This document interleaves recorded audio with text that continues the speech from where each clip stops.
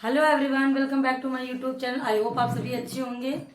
जैसा कि आपको पता है कि मैंने 2 वीडियो अपने पर अपलोड करी थी। एक सीटेट में पेडागॉजी पढ़ाई थी, आपका ईवीएस का।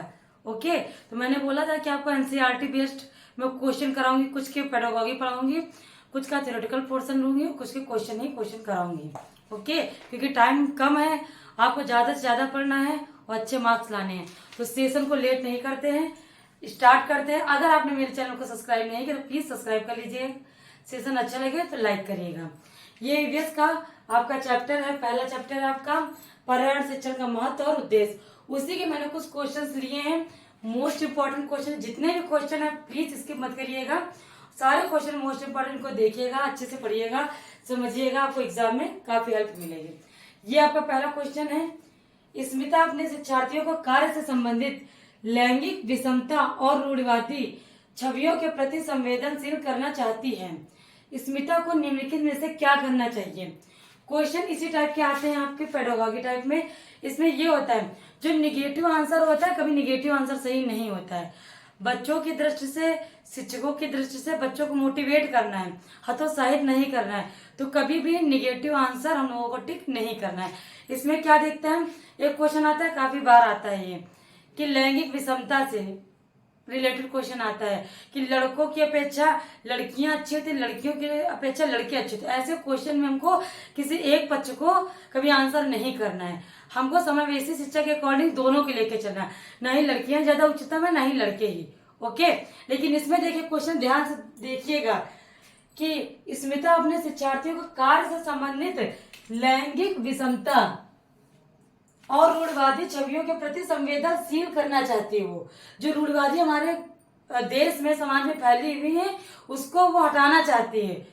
कि मतलब ये नहीं है कि सब लड़कियां ही काम करते हैं, लड़के नहीं करते हैं, जो लड़के कर सकते हो लड़कियां नहीं कर सकती। क्वेश्चन का मतलब समझिएगा, क्वेश्चन काफी इजी रहता है, इसमें सब आंसर दिए ही, हम लोग को अलग से करना नहीं, लिखना नहीं है, बस समझने की ही बात है। स्मिता को निम्नलिखित में से क्या करना चाहिए। तो विभिन्न प्रकार के कार्यों के फ्लैश कार्ड दिखाएं। केवल ये देखिए, इसमें मैंने बताया था आपको, केवल लड़कों से प्रतिदिन कक्षा को साफ कराने को कहें नहीं। एक छात्र की माँ को, क्वेश्चन ध्यान से देखिए, एक छात्र की माँ को कक्षा में आमंत्रित करें जो ऑटो चालक हो, और रूढ़िवादी मॉडलों को छात्र को प्रस्तुत करें। अब देखिए रूढ़िवादी, ये निगेटिव ज्यादा है, रूढ़िवादी मॉडलों को छात्रों को प्रस्तुत करें। ऐसा बिल्कुल भी नहीं कहता रूढ़िवादिता हमें अपने पॉइंट में नहीं लेके आना। एक माँ है, वैसे ऑटो चालक कौन होता है, अधिकतर अब होते हैं जेंट्स, जो जेंट्स ऑटो चलाते हैं, लेकिन वो रूढ़िवादी है कि जेंट्स ही ऑटो चला सकते हैं। इसमें दिखाया गया एक लेडीज चला रही है जो कि माँ है, उन्हें आमंत्रित करें क्लास में और गौरवान्वित करें, बच्चों को बताएं कि एक लेडीज भी ऑटो चला सकती है। ओके, ये आपका राइट आंसर हो जाता है।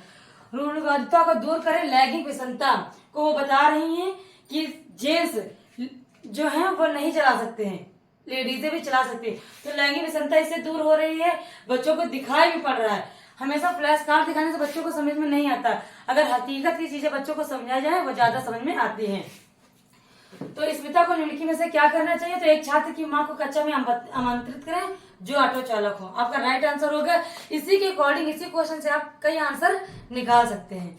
ओके, नेक्स्ट क्वेश्चन अपना आपका क्वेश्चन है, पर्यावरण अध्ययन के शिक्षक के द्वारा बच्चों को जानवरों का अवलोकन और उनका चित्र बनाने को प्रेरित करने का क्या उद्देश्य है। तो क्या उद्देश्य है, बच्चों में सृजनात्मक का विकास करना, बच्चों में अवलोकन और रचना कौशल का विकास करना, बच्चों में सौरगत संवेदना का विकास करना। ये तीनों ही आंसर आपके पॉजिटिव वे में दिए हैं और तीनों ही आंसर आपके राइट हैं। ओके, सृजनात्मकता का विकास करना, ये भी आपका राइट है बच्चों में। अवलोकन करना, रचना कौशलों का विकास करना, ये भी टीचर को चाहिए, ये भी बच्चों के लिए इंपॉर्टेंट है, ये भी राइट है आपका आंसर। बच्चों में स्वर्गत संवेदना, जानवरों के प्रति लगाव संवेदना, मारना नहीं है, कूटना नहीं, उनको अच्छे से रखना है, इसे प्रकृति अच्छी तो उनके बारे में बताना। ये तीनों ऑप्शंस आपके सही होते हैं, राइट आंसर है आपका नेक्स्ट क्वेश्चन है, महिला पुरुषों की तुलना में कमजोर है। ये देखिए पहले क्वेश्चन से आपको रिलेट करिएगा, जो मैंने पहले बताया था। जो भी मैं बातें बताती, जो भी मैं बोलती हूँ, ये क्वेश्चन से रिलेटेड ही मैं बोलती हूँ, आपको कहीं ना कहीं हेल्प करेगा। ये जो बातें हैं, ये जो थॉट है, ये सब कुछ जितना भी है सब कहीं ना कहीं क्वेश्चन से मैच करता है। महिलाएं पुरुषों की तुलना में कमजोर है, यह एक है, क्या है? मिथ्या है, रूढ़िबद्ध धारणा है, वैज्ञानिक तथ्य है, यह अंधविश्वास है। यह अंधविश्वास है कि महिलाएं, यह वैज्ञानिक फैक्ट है। वैज्ञानिकों ने पता लगा लिया कि महिलाएं कमजोर है, जेंट्स ताकतवर है। मिथ्या है मतलब ये झूठ है, किसी ने रिसर्च करके देखा है। अब बताइए क्या होगा ऑप्शन से? तो आपका राइट आंसर होगा रूढ़िबद्ध धारणा है, ये रूढ़िवादिता है, ये नहीं है। अभी मैंने पहले क्वेश्चन में आपको कराया था कि लेडीज भी एक ऑटो चला सकती है, एरोप्लेन चला सकती है, प्रेसिडेंट है, तो ऐसा कुछ भी नहीं है। ओके, तो आपका ये राइट आंसर रूढ़िबद्ध धारणा है, आपका यहाँ पे रूढ़िबद्ध धारणा हो जाएगा। नेक्स्ट क्वेश्चन आपका हो जाएगा। क्वेश्चन है आपका, क्या आपने अपने घर या स्कूल के आसपास जानवर देखे हैं जिनके छोटे बच्चे हैं? अपनी नोटबुक में उनके नाम लिखिए। इस प्रश्न के माध्यम से किस प्रक्रमण कौशल का आकलन किया जा सकता है? देखिए, इसमें बताया जा रहा है आपने बच्चे देखे हैं, तो इसमें क्या किया? अवलोकन। अवलोकन मतलब होता है देखना। देखे, उनका नोटबुक में उनके नाम लिखिए। अगर आपने देखे तो नाम लिखिए। देखना मतलब होता है अवलोकन, और लिखने का मतलब होता है लिखना या रिकॉर्ड करना। आपका राइट, एकदम से क्वेश्चन इतना इजी होता है, बस समझ लीजिए। ऑप्शन से देखे नहीं, बस आप देख लीजिए। अवलोकन मतलब होता है देखना, रिकॉर्ड करना। वर्गीकरण करने को कह नहीं रहा है। न्याय के लिए सरोकार, न्याय इसमें कौन सा न्याय मांग रहा है? कुछ भी नहीं है। परिकल्पना एवं प्रयोग करना, कहाँ पे एक्सपेरिमेंट कर दे जानवरों को लेके, कुछ भी नहीं करना। परिकल्पना, कौन सी कल्पना निर्धारण करना है? कल्पना, जानवर कोई कल्पना करने चीजें नहीं। देखे हैं तो उनको नोटबुक में लिखना है। तो बचपन में जो भी देखे हो, जो भी अभी देखे वो उनको करना है। ठीक है, तो अवलोकन एवं रिकॉर्डिंग आपका राइट आंसर हो जाएगा। अब ऐसे निकाल लिया करें कि पहले ऑप्शन जो गलत है, जो नहीं लग रहे हैं उसमें करके देख लीजिए, जो बच रहा है तो समझ में आ रहा उसको राइट आंसर कर सकते हैं। निगेटिव आंसर कभी भी नहीं करना है। मोस्ट इंपॉर्टेंट क्वेश्चन है, most most most important question है। सारे क्वेश्चन मेरे इंपॉर्टेंट है, उसमें समझ की बात है, लेकिन कुछ क्वेश्चन बार बार रिपीटेड होते हैं। सीटेट का यही फंडा है। कुछ राइटर्स के थॉट भी बार बार रिपीट किए जाते हैं, उनमें से ये एक थॉट है, बच्चे दुनिया के बारे में अपनी समझ का सृजन करते हैं। इस कथन का श्रेय किसको जाता है? मैंने राइट आंसर, डायरेक्ट आंसर ही लिख दिया क्योंकि थॉट है। डेफिनेशन भी कई बार पूछी जाती है। ये आपके जीन पियाजे जी की, ओके, आपका राइट आंसर है। काफी बार पूछा जाता है, ये जीन पियाजे की थ्योरी है। नेक्स्ट क्वेश्चन है आपका एनसीएफ 2005। एनसीएफ 2005 के क्वेश्चन टेट सीटेट में अधिकतर पूछे जाते हैं। इसका कोई ना कोई क्वेश्चन जरूर ही पूछा जाता है। एनसीएफ के अकॉर्डिंग ये क्वेश्चन है आपका, एनसीएफ 2005 के अनुसार निम्नलिखित में से क्या प्राथमिक स्तर पर पर्यावरण अध्ययन शिक्षण का उद्देश्य नहीं होना चाहिए? ये एनसीएफ के अकॉर्डिंग है, अपने अकॉर्डिंग आपको नहीं बताना। ओके, और आप ये भी देख लीजिए क्योंकि आप ऑफलाइन पेपर है, आप उस पर अंडरलाइन कर सकते हैं क्योंकि हम क्वेश्चन करते हैं, बाद में हमको पसंद है ना मैंने ऐसा क्यों कर दिया है। घर पे आके क्वेश्चन ध्यान से देखते हैं, किसी ने बताया तो हमको बहुत दुख होता है। तो प्लीज आप सबसे पहले पेन आपके पास होगा ही, तो आप उस क्वेश्चन को पहले अंडरलाइन कर दीजिए क्या पूछ रहा है। जो जो वर्ड आपको देखना है, जो क्या पूछ रहा है, उस पर आप अंडरलाइन कर दिया करें। क्वेश्चन ज्यादा समझ में आता है और जल्दी समझ में आता है। तो 2005 के अनुसार प्राथमिक स्तर पर पर्यावरण अध्ययन शिक्षण का उद्देश्य नहीं होना चाहिए। तो क्या नहीं होना चाहिए? प्राकृतिक, सांस्कृतिक व सामाजिक पर्यावरण के बीच संबंधों को पहचानने व समझने में बच्चों को प्रशिक्षित करना, ये उद्देश्य नहीं होना चाहिए। कि दूसरा वाला पर्यावरणीय समझ के द्वारा बच्चों में सटीक संख्यानात्मक कौशलों का विकास करना, यह विशेषतः प्राकृतिक पर्यावरण के प्रति बच्चों की जिज्ञासा एवं सृजनात्मकता को बढ़ावा देना। ठीक है, ये भी पॉजिटिव है। अवलोकन, वर्गीकरण और निष्कर्ष निकालने आदि की प्रक्रियाओं के माध्यम से बुनियादी संज्ञानात्मक और गत्यात्मक कौशल प्राप्त करने के लिए खोजबीन से जुड़ी और हाथों से करने वाले कार्यों में बच्चों को संलग्न करना है, ये पॉजिटिव। लेकिन एनसीएफ 2005 और पर्यावरण अध्ययन के अकॉर्डिंग कौन सा इंपॉर्टेंट है? तो आपका बी वाला देखिए आंसर, पर्यावरणीय समझ के द्वारा बच्चों में सटीक संख्यानात्मक विज्ञान कौशलों का विकास करना, संख्यानात्मक कौशलों का विकास करना, ये आपका आंसर गलत है। ओके, जो गलत है वही आपका राइट आंसर हो जाएगा।